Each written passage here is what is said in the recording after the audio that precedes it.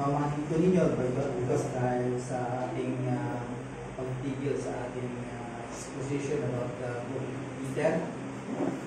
Mabalikan din po natin so far ay very relevant ng ating pag-aaralan. Ulit po ang so, muli po natin buksan ang ating Biblia sa Aklat ni Juan, Kapitulo 11, Kapitulo 25 hanggang 26. Sinasabi po dito sa ating babasahin, verse 25, sinabi sa kanya ni Jesus, "Ako ang muling pagkabuhay at ang buhay. Ang sumasampalataya sa akin, bagamat siya ay mamamatay, ay mabubuhay. Ang bawat nabubuhay ay sumasampalataya sa akin, hindi mamamatay magpakailanman." Pinaniniwalaan niyo ba ito? Tayo po ng mga. O Diyos, salamat po muli sa araw na itinangin po ninyo. Ang po ay nagpapasalamat sa biyaya salita mo na aming matutunan. Hinihingi po namin ang tulong ng banal na Espiritu that grant this illuminating grace to discern para makita po namin o Diyos the wonderful meaning of your word. At maraming salamat po sa umaga po ito. Pagdalangin sa pangalan po ni Jesus. Ang ating magiging pag-aaralan about there is hope in Christ. Pag-asa na kay Kristo.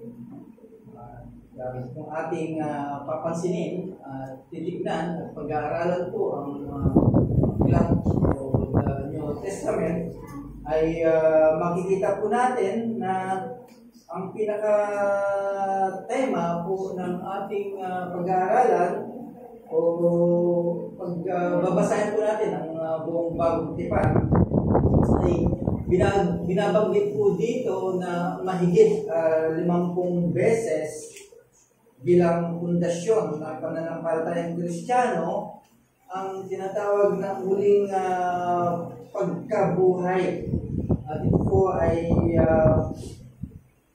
inaalok, binunyag patungkol sa pamalahan ni Jesus na sa pag-asa na ito ay inaalok po sa bawat isa po sa atin. Kaya makikita po natin sa ministeryo po ng ating Panginoong Jesus ay habang nandito po siya sa lupa ay pinakita po niya ang kanyang kapangyarihan laban po sa kamatayan. Merong tatlong senaryo na makikita po natin kung saan ay dito natin makikita ang kanyang himala na naganap.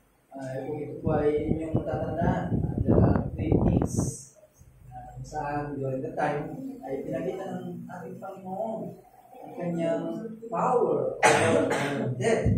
Ito po ay yung mga kahangahangang himala kung ating matatandaan saan ay binuhay ng anak ng isang balo doon sa Nain, sa lugar na Nain, matatandaan. At ganoon din po yung pagkabuhay ni anak ni Jairo, isang Christian na sundalo. Right? Yung pinakamatanyag naging usap-usapan po ay kilala ay yung pagkabuhay ni Lazaro, diba? Ito yung hindi natin makakalimutan. Maybe yung dalawa na binanggit ko po ay hindi po regular sa atin. Pero yung pagkabuhay ni Lazaro ay ito yung pinakatanyag na alam ng tao na nakabasa ng Biblia. Kaya dito, makikita po natin na itinuturo yung pinakadakilang tagumpay ang muling pagkabuhay. pagkabuhay din ng ating Panginoong Hesus. Yung pagkabuhay po ng ating Panginoong Hesus ay ito po ay isang kasaysayang sandali, pundasyon ng ating pag-asa sa buhay na walang hanggan. Yung hinahanap na biglang sabihin, nagbibigay po ito sa atin ng kasiguruhan na ang buhay na walang hanggan na hinahanap ng mga karamihan. Kaya ating susuriin na mas malalim pang kahulugan ng mga salita ng ating Panginoong Kristo. No? Kaya titignan po natin kung ano po ang naging konsepto nito, kung ano ang setting during that time. Ang pangyayari, kaya nang dumating ang ating Panginoong Hesus, doon sa lugar ay 4 na araw ng patay si Lazarus. Kaya napakahalagang detalye po ito na dapat po nating malaman. Because ang tradition po ng mga Hudyo, ang tradition po nila na yung kaluluwa ng namatay ni Lazarus within 3 days ay nagulong pa. Within 3 days. Na ibig sabihin, yung kaluluwa ni Lazarus ay nandun pa. Kaya na after 4 days, pumunta ang Panginoon. Marami hindi sila mag-isip na pera ng buhay dahil yung kaluluwa ni Lazarus ay nandun doon. Kaya ang kanilang belief, yun nga, kailangan yung 3 araw ay nandoon yung kaluluwa ni Lazarus. Okay? Kaya sa senaryo po ito, ay of course, after that, sasabihin po nila na talagang lubos na nabawi na ng kamatayan si Lazarus. Sa ganitong konteksto, yung pagkamatay ni Lazarus ay makikita po natin na mayroon isang pambihirang pagpapakita ng kapangyarihan ng ating Panginoon. Let's observe, let's see kung ano yung kapangyarihan na meron ng ating Panginoon sa Kristo. Dahil siya po yung nagsabi na ako yung buhay. Siya yung resource ng buhay. Kaya sa senaryo ng salubungin ni Marta, si Marta ay kapatid po ni Lazaro po yun. At ang ating Panginoon Hesus ay dito ipinahayag ni Marta ang kanyang grief o ang kanyang kalungkutan at pananampalataya. Kaya anong sinabi po ni Marta sa ating Panginoon? Sabi po niya, Panginoon, kung narito ka, hindi sana mamamatay ang kapatid ko. Yung sinabi. Dahil alam po ni Marta na kahit anumang hingin mo sa Diyos ay ibibigay niya sa iyo. Hindi mo paniniwala ko. Kaya kahit anong hingin mo, sabihin mo na maniwala si Kristo, maniniwala ko niya. Ayon po sa kanyang sinabi sa verse 1. Kaya yung statement po ni Marta na ito po ay sumasalamin ng halong lungkot at tiwala. Alam kasi ni Marta na mayroong kakayahan ang ating Panginoon Hesus na magpagaling. Ngunit sa pagkakataon po hindi niya lubos na naunawaan ang buong saklaw ng kapangyarihan ng ating Panginoon laban sa kamatayan. Kaya nandun lang po ang kanyang pagkaalam. Kayang buhayin ang ating Panginoon si Lazarus. Beyond the power na takot-takot sa ating Panginoon Hesus. Kaya siyang kapangyarihan over death. Kaya ang tugon sa pananampalataya ni Marta ng ating Panginoon, hindi ganap, no? Ay ang pahayag ng ating Panginoon Kristo kay Marta. Anong sinabi po niya? Ito po niya po. No? Ako ang muling pagkabuhay at ang buhay. No? Kaya makikita po natin po dito sa ating pag-aaral ay si Kristo, siya ang source o siya yung pinagmulan bilang pagkabuhay at ang buhay. Pangalawa ay yung kabuluhan ng pagkabuhay. Okay? Kaya yun po yung dalawa po natin pag-uusapan. Kaya ang pahayag po ni Jesus, tandaan po natin mga kapatid, ay hindi lamang po ito nagbibigay aliw sa atin. No? Kundi isang magtapang banal na pagkaangkin na siya ay nagpapakilala sa Kanya. Ito ay natatangi. Right? Kaya ano ang sinabi niya? Uy, makapagdulot muling pagkabuhay o maaaring ibigay ang buhay. Ito, maaaring pinagharap ng ating Panginoon. Pero sa halip na sinabi ng Panginoon, yung tahasang sinabi niya kay Martha, ako ang muling pagkabuhay at ang buhay. Tignan po natin kung gaano ang kapangyarihan. Sinasabi ng ating Panginoon sapagkat ipinapakita nito na ang kapangyarihan sa buhay at kamatayan. So ay sinasabi ng ating Panginoon Diyos ang kanyang ganap na pamalahan sa buhay at kamatayan. Dito yung pinapakita ang kanyang kapangyarihan. Okay?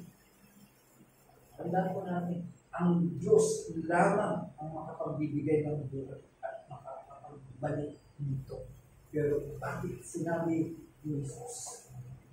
Sa pag-angkin ng ating Panginoon Jesus ay pinapahayag niya ang kanyang pagka-Diyos na nagpapatibay na ito ay kapantay niya ang Diyos Ama. At yan po ang sinasabi po ng 1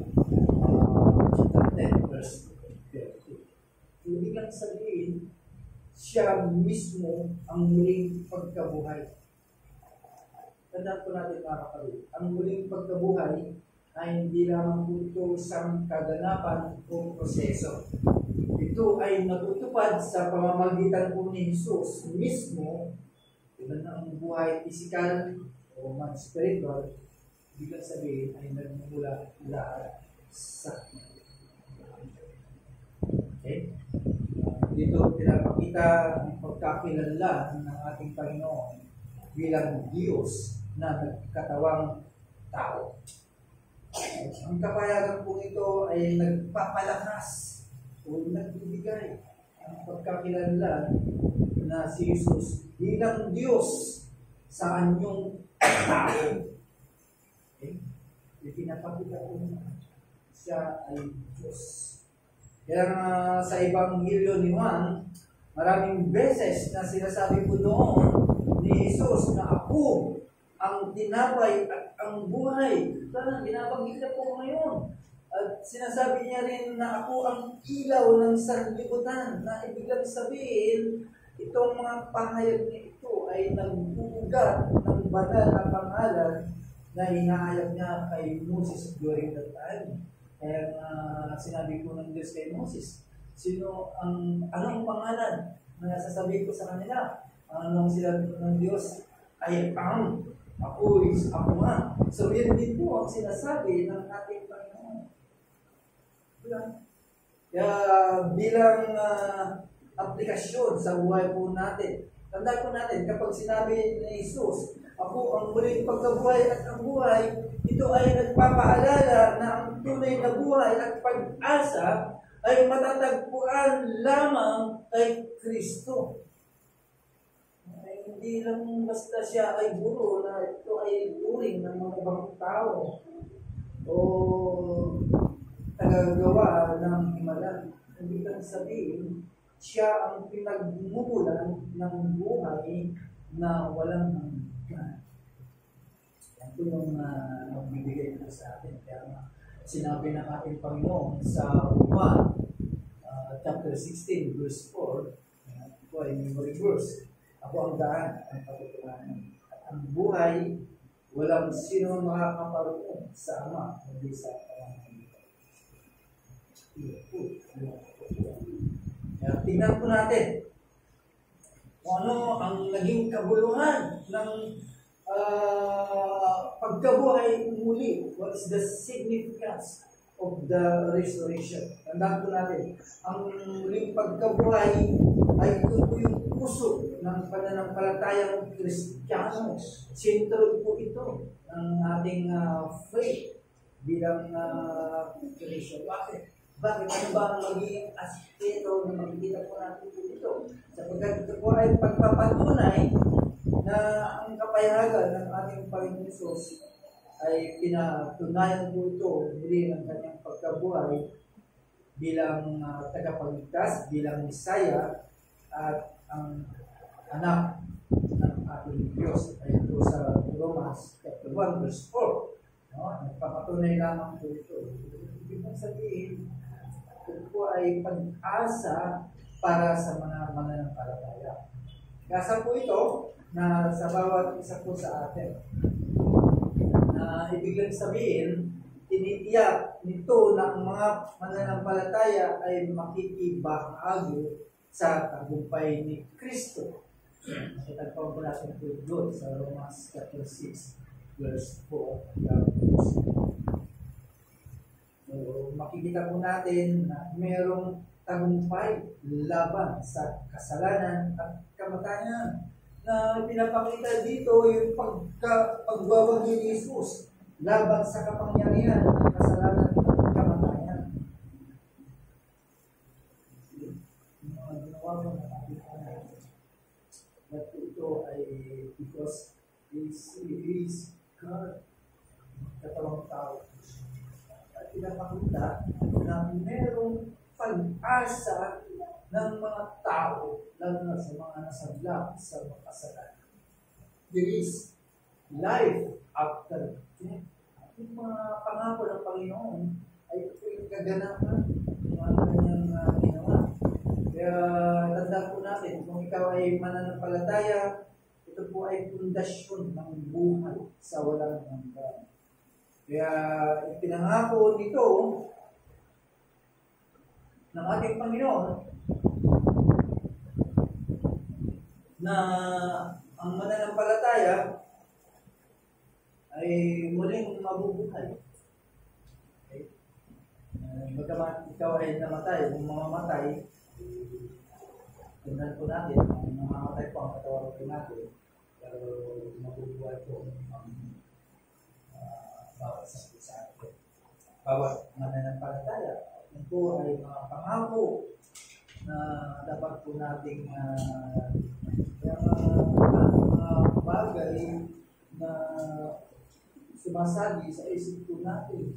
Minsan, pinagdududahan po natin ang ating pananampalataya, which is natural lamang po yun. Sa moment na inaatake po tayo, kaya nga merong salita ng Diyos na kung saan makikita po natin po doon na kapag merong dapat sundin, mga pangako na dapat yakapin. Yan po yung kabutihan ng salita ng Diyos. Niyayakap po natin ang mga katotohanan po nito. No? Kaya dito makikita po natin na mayroong imbitasyon na dapat manampalataya kay Kristo. There is an invitation, faith in Christ. Kaya ulitin po natin. Balikan po natin ulit yung ating text. Verse 25 to 26. Right? Ang sumasampalataya sa akin kahit siya ay mamamatay ay mabubuhay.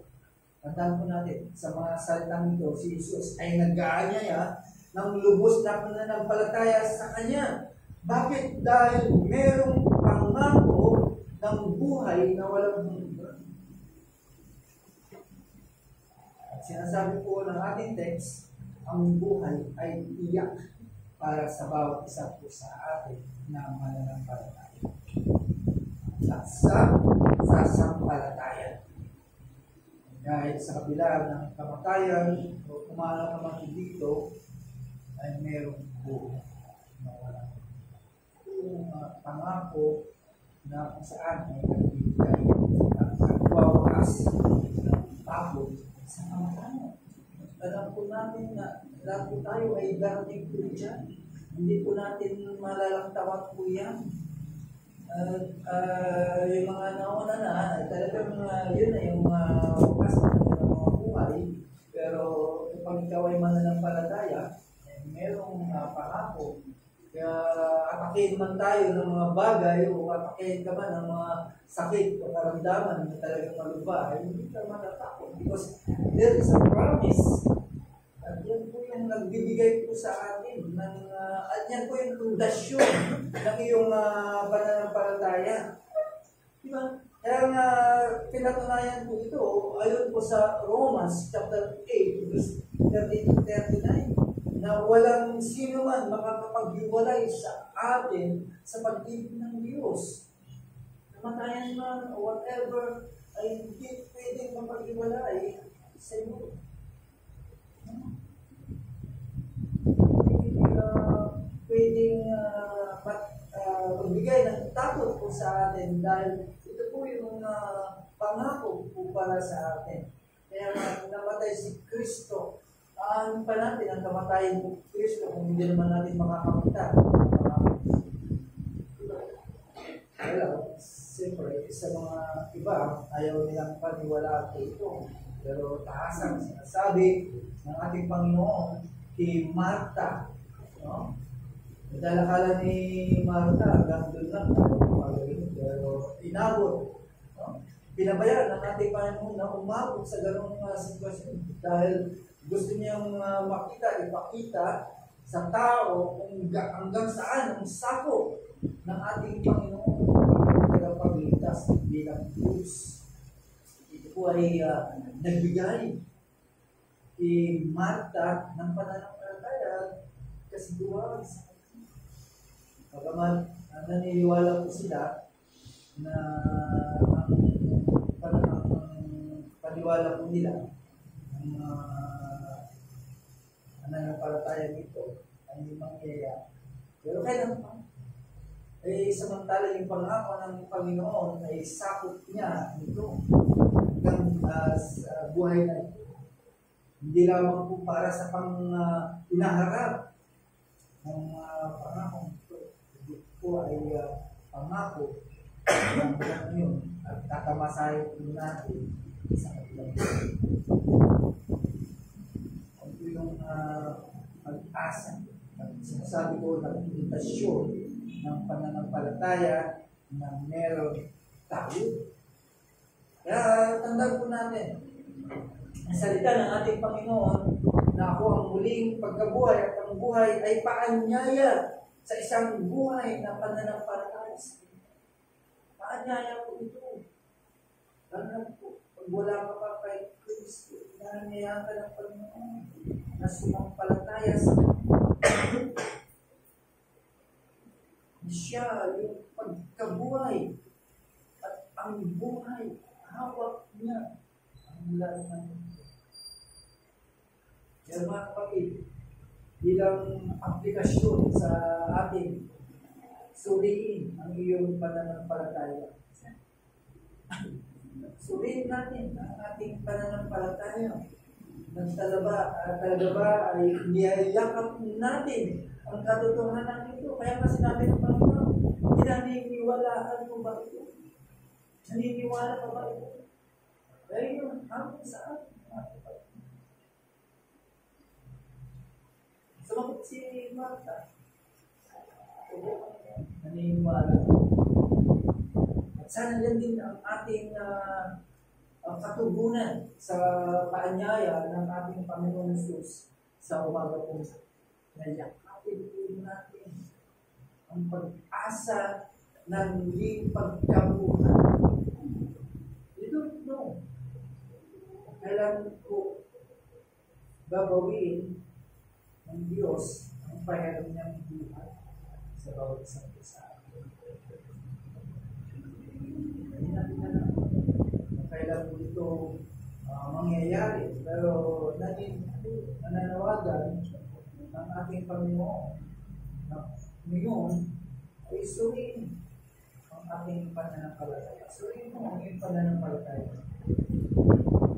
Meron ka niyan. So, talaga bang ikaw ba ay nag-ahawak o inahawakan mo ba yung pinangako ng Panginoon Jesus? Saan tangan po niya? Again, inuulit ko, ang sabi ng Panginoon kay Marta, pinaniniwalaan mo ba ito? Ito lang sabihin, yakapin po natin ang pag-asa.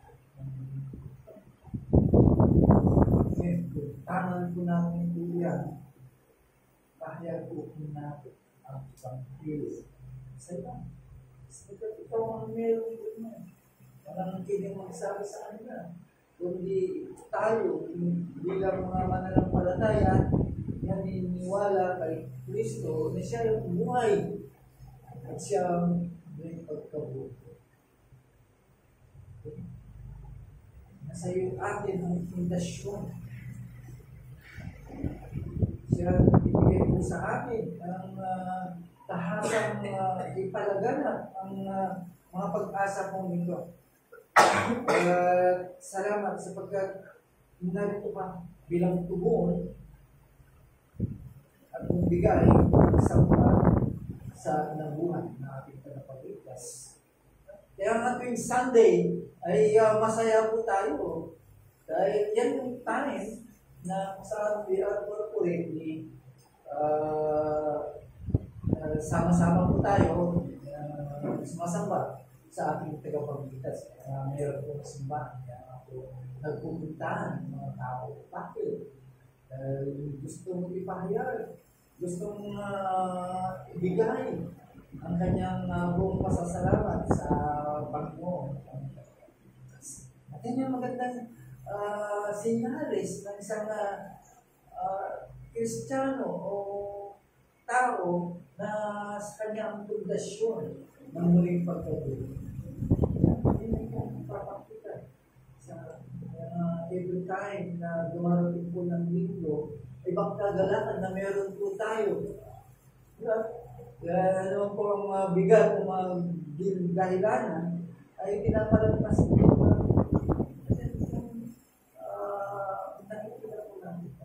nakikita po sa bawat isa po sa yung pagbigay po tayo ng pagsamba sa ating ikaw ay nagugulimihanan sa iyong pananampalataya. Alam mo yung sinabi ng Panginoon. Diba't pinaniniwala. Kaya hamon din sa bawat isang pusa. Hamon din po ito para sa kanila. Sa mga nag-aalinlangan ng kanilang kaligtasan. Hamon din po ito para sa mga wala pa kay Kristo. Kaya pinapasuri sa atin ang ating pananampalataya bilang aplikasyon sa ating napag-aralan.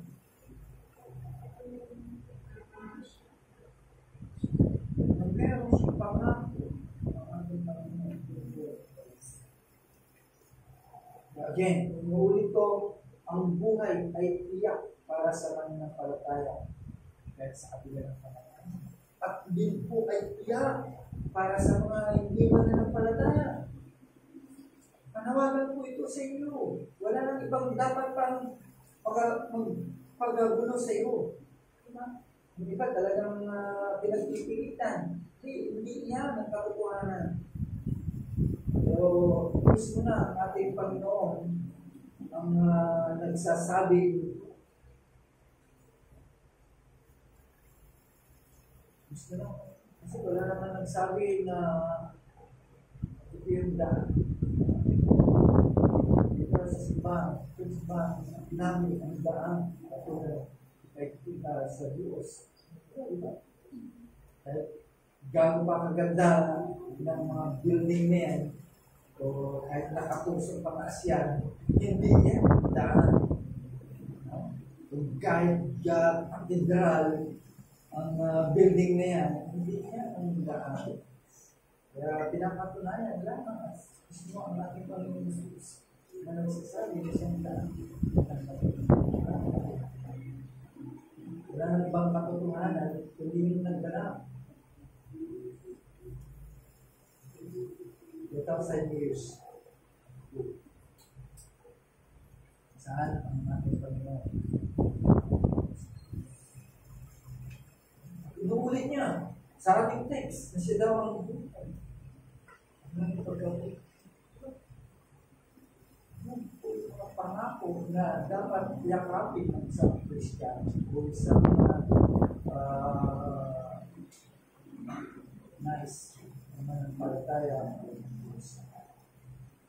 Kasi siyempre tagulan ng buhay at dinilitan niya po natin kung sino po si Kristo. Wala namang pwede magbuhay ng mga patay.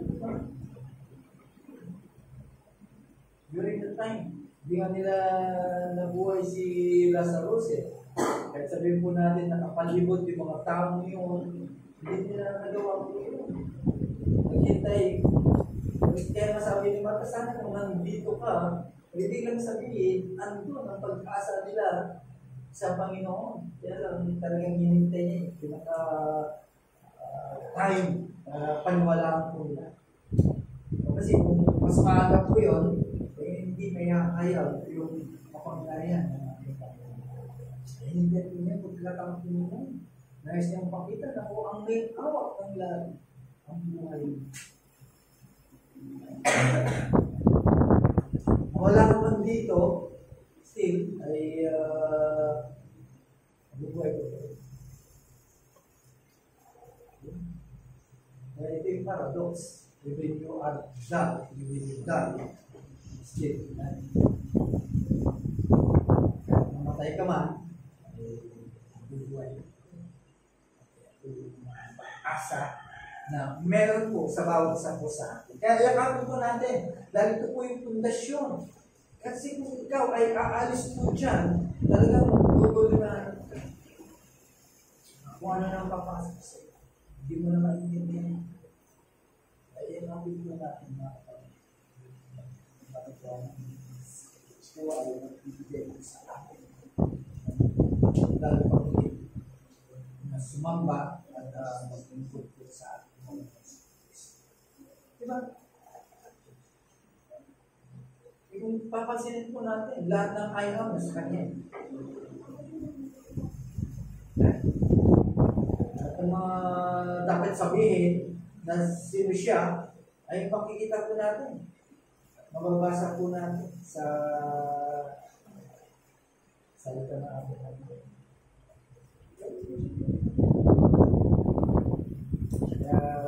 Yan po yung ating dapat po natin kanan. Tayo po yung natin. O Diyos, maraming salamat sa pag-asa, tunay na pag-asa na meron po sa tao sa buhay na tangi, buhay na saan ay makakapiling namin. Pasyensya mo, dumating man yung pagkakataon ng Diyos. Namin inaasahan sapagkat ito po yung pangako. Kaya niyayakap po namin ang mga pangako. Maraming salamat sa ating pagbuhay ng pag-asa po niya. Saan ay nag-uumapaw pala sa puso po namin. Kaya masaya po kami. We have joy in serving you. Hindi naman po yung Panginoon. Nakikita din po sa paglakad namin bilang mga Kristiyano. Hindi naman po hindi masiglahan din po na bahagi, promote, o share sa bawat tao sa mga pag-asa po nito. Kaya po yung Panginoon bibigay sigla sa buhay Kristiyano. Awak po namin ang pundasyon ng mga sa isa. Maraming salamat po Panginoon sa aming tumayan. Naway yakapin po namin po ito. Sa din po sa mga kapatid na nakikinig sa online, ay sana yung aking ginuto nila ang katutuan ng Diyos. Wala na bang pag-asa, pag-asa na binitawan ng Panginoon na siyang nagbibigay sa kanila ng Diyos na yan ang salamat lalo sa mga anak sa palataya. Muling pinaalala po Diyos mga bagay. Salamat ay tanggapin po ninyo ang aming pagsambat muli at alam po ninyo sa puso po namin na nagtulungan po maraming salamat po. Pangidalangin sa pangalan ng si Kristo. Amen.